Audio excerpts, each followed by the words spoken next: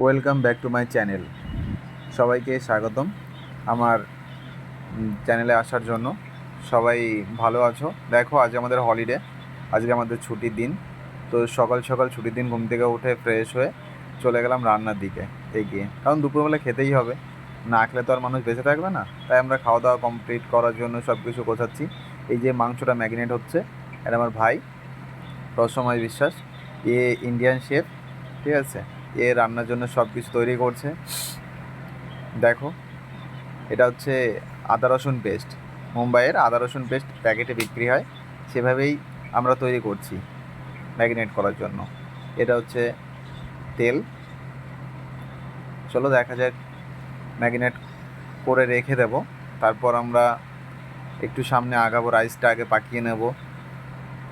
যাই হোক, তোমাদের কি খাওয়া দাওয়া কমপ্লিট? কি তোমরা সবাইকে ইনভাইট করছি, সবাইকে সবাই খেতে চলে এসো, ঠিক আছে। যারা মাংস খেতে ভালোবাসো তাদের উদ্দেশ্য বলছি, সবাই চলে এসো, সবাইকে ইনভাইট করলাম, ঠিক আছে। দেখতেই পাচ্ছ মাংসটা, আমরা কি বলো তো, বাড়ির রান্নাটা অনেক আলাদা আর আমাদের এখানকার রান্নাটা অনেক আলাদা। দেখো, মাংসটা অনেক আগেই বসিয়েছিলাম, ঠিক আছে। বসিয়ে নেওয়ার পরে দেখো, এবার মাংসটা কমপ্লিট। এবার এক একটা করে ডিম আমলেট, ঠিক আছে। দেখো,